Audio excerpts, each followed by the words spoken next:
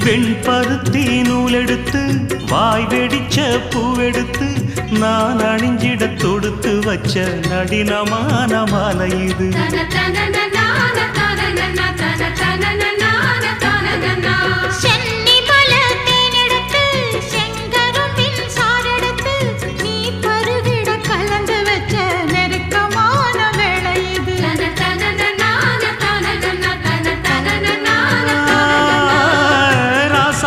உடம்பிருக்கும் ரவிக்க துணி நானாக அன்னாடம் சூடி கொள்ள ஆசை வச்சாகாதா.